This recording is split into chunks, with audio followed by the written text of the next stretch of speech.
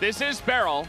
He could do something crazy. It's just going to be Senna, which, you know, coming into 14-16, we were like, this is one of the big picks on the patch, and we haven't seen too much of it, but it comes in here, and, you know, honestly, against the poke of the Ziggs, you get a lot of healing, but I'm not sure about this, what this is going to look like. In mind, coming into this first game of the best of 5. Let's do it, game 1. And here we go. Already, the slow is happening here to Zeus, and we got Carrier and Owner and Level Kuma 1 all coming in. There's the slam into the wall. Perfect's in a bit of trouble, and he doesn't have flash. He's gonna go down to the 6 already. Chases and gets punished. And speaking of which, we are just gonna face check and die. Yeah, I don't know what they're doing, but Guma has 2 kills now. Early on in this game.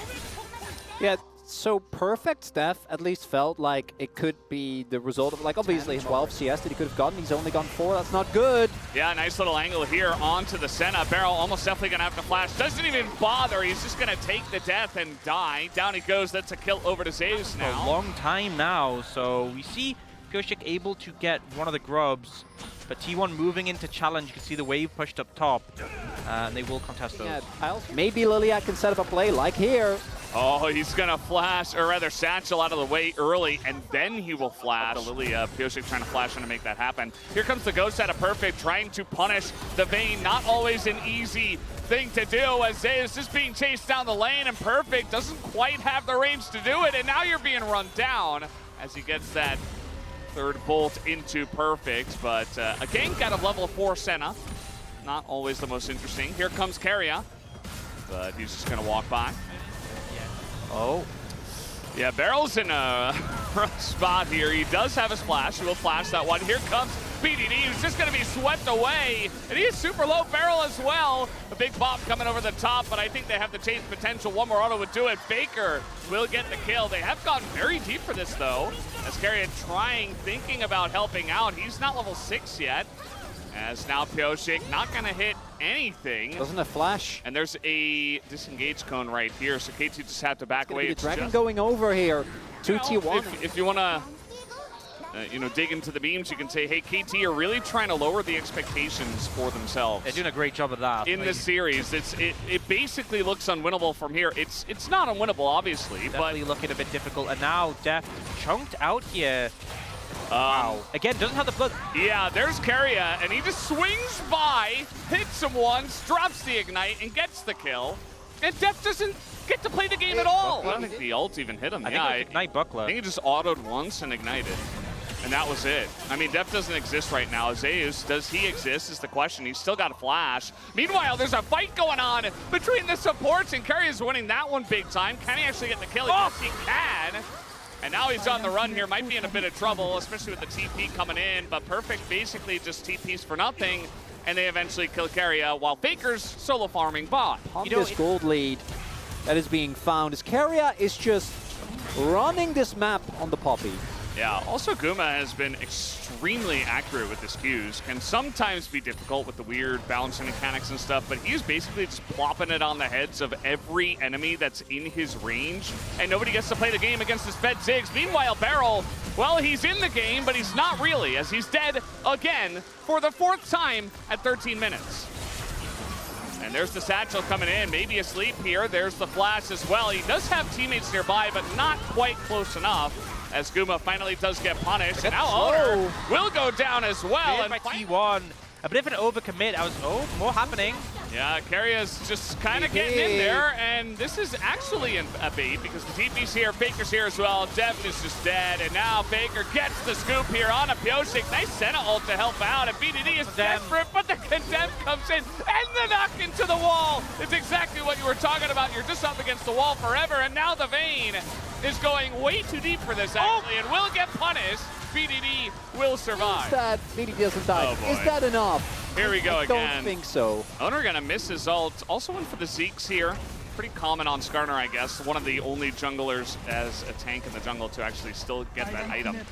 Faker is gonna take out a turret, and this is the 2nd Drake of the game. It's a Cloud Drake, and already 2 going in the hands of T1, making it a Mountain Soul on the cards for them. Things to get rolling. This is kind of what I expected from these two teams. It is still a mass advantage for T1, but it's definitely been a lot scrappier recently. But now, T1 have already taken all of the outer towers. It's 16 minutes, and it's so easy for them just to look and threaten these tier 2s. That's one down already, and they can just repeat this play on the other side of the map. And I don't think KT really have a response right now. But yeah, it's not. Don't let Zeus pick Vayne. It's not just perfect. I think Deft and Barrel have also definitely struggled, but I do think a lot of the effects follow as very nice BDD. knock up here. BDD, man, this is one way you could still win the game. As the denial from Cario is insane. It's still going to be a kill, but now they're in a bit of trouble as so many low health bars. We got the TP coming in. Nice stasis from the side of Pyoshik as Barrel is burning down a bit, but nobody has actually died yet on the side of KT, and they have some healing as well. So for now, it's just Zeus that has gone down. As well, he knows that the only real tank is Cassante, who's also building armor for the main. As, yeah, this is what I was talking about. You know, he presses one button, and Barrel basically dies. Not a kill, but it is going to be Barrel out of the game for now. Oh, Kuma just uses W aggressively. Cassante. Yeah, here comes the Cassante. It is 4v5 for now. TP available, though, as Owner just trying to get away. It doesn't look like they want to fight this one just yet. They have the Azir turret, and Perfect is walking over every single mine that he can find. Yeah. And you see KT trying to posture here for Drake, but the satchel is just so good. Man, our Ziggs players, they're getting a lot of practice on the Ziggs, and everybody is really upping their game. Like just the ult? This is not okay.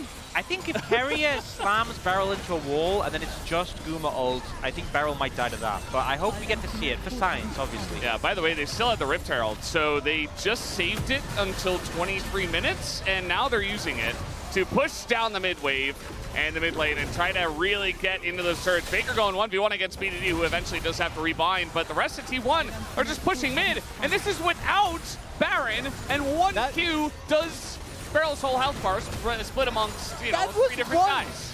Yeah. 1Q took like, By the now way, though, yep. Yeah. Started up, why not? I mean, their Baron damage is just disgusting with the Vayne, with the Azir, with the Ziggs, who isn't even hitting it. He's just zoning Pyoshik away. That is 2 abilities, I guess 3, just going to be thrown in, and Perfect's like, I'm here, guys, I'm ready to help. And the Baron's gone. T1 take it down, 24 minutes in. Very impressive. Well, TP behind. Hail Mary. BDD he's still trying his best, but now he doesn't have a health bar. And with Baron buff, this is just even more oppressive because your siege is already fantastic with just the one guy. And, you know, you have some healing, you have some ability to, yeah. But not really. Well, he's not 10,000 gold behind. He's got ult again. With the slow hit from, I think if the slow hits from Owner on Barrel, they can just ult. Yeah, force a flash. It's so funny because Barrel is actually healing, but it just doesn't matter. Even the Ludensprong! Oh no, Barrel! Oh no! And the ult, you know, optimistic, but they do get the heal. And I guess that's something. They already got 2 inhibitors, rather, and they're going for number 3. And here we go, the Impale comes in, gets double flash away from them, just burning, just eating the summoners as they're trying to get on top of Zeus, and they might just do that, but who cares about Zeus when Kuma is this fed on the Ziggs?